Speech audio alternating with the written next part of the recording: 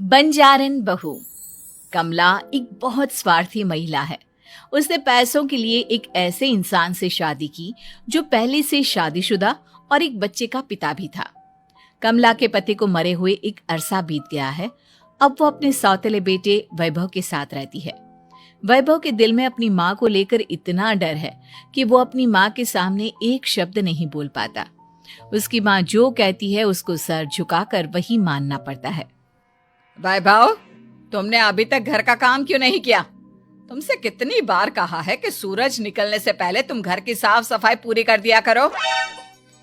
वैभव कुछ नहीं बोलता, चुपचाप सर झुकाए अपनी माँ की बात सुनता रहता है। तभी पास में खड़ा नौकर सुखराम कहता है, मालकिन, वैभव बाबा को रात से तेज बुखार है, इसलिए वो सुबह जल्दी उठ नहीं पाए। उनके बदले मैं घर की साफ सफाई कर देता हूँ। इसे कोई बुखार नहीं है। मैं इसे अच्छी तरह से जानती हूँ। ये सब काम न करने के बहाने हैं। सुखराम काका, बोल दो इसे, सारे घर का काम यही करेगा। और इससे समय पर अपना काम पूरा नहीं किया तो इससे आज का खाना भी नहीं मिलेगा। मगर मालकिन, वैभव बाबा की सच में ही तबीयत खराब है, आप एक बार देख तो लीजिए। कमला बिना कुछ बोले वहां से चली गई और बेचारा वैभव तेज बुखार में भी काम करता रहा। कमला वैभव की शादी एक ऐसी लड़की से कराना चाहती थी जो अनपढ़ हो और कमला से इसी तरह डरे जिस तरह वैभव डरता है, ताकि वैभव की सारी जायदाद और धन दौलत उसकी मुट्ठी में रहे। लेकिन आज के जमाने में ऐसी लड़की मिलना मुश्किल है। कमला कार में यही सब कुछ सोचती जा रही थी कि तभी रास्ते में, अरे ड्राइवर, तुमने कार क्यों रोक दी? और ये इतना शोर कैसा? मैडम, आगे कुछ बंजारों का खेल चल रहा है, इसलिए भीड़ लगी है। मैं अभी भीड़ को साइड में करवाकर कार निकालता हूँ। ड्राइवर भीड़ को साइड करके कार निकालने की कोशिश करने लगा कि तभी कमला की नजर रस्सी पर चल रही एक फुलवा नाम की बंजारन पर पड़ी। क्यों ना मैं इस बंजारन की शादी वैभव से करा दूं? ये तो अनपढ़ लग रही है, मेरे पैरों तले दबकर भी रहेगी। मुझे अभी इसके माँ बाप से बात करनी होगी। ये सोचकर कमला ने उन बंजारों से बात की और उन्हें शाम को अपने घर बुलाया।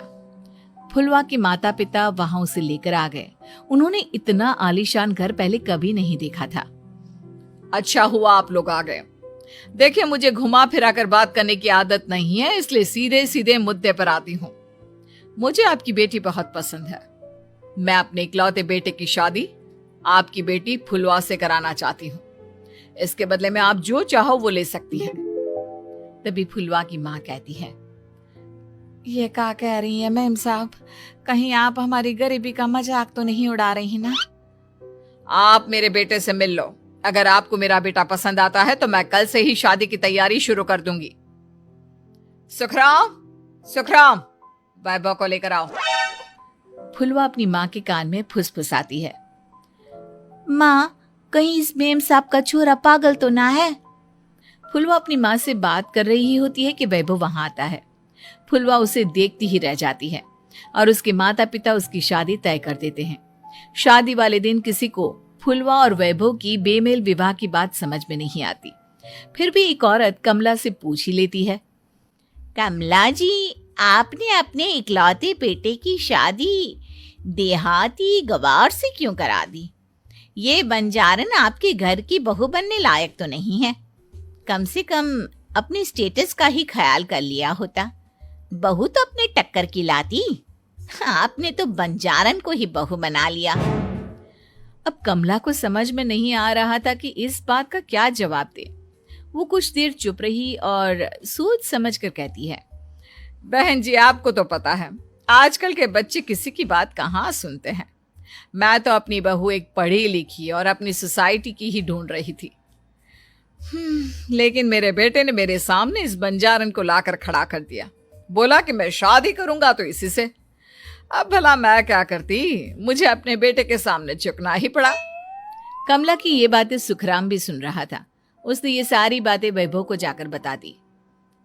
काका, मैं तो फुलवा को जानता भी नहीं, फिर माँ मेरे बारे में झूठ क्यों कह रही है?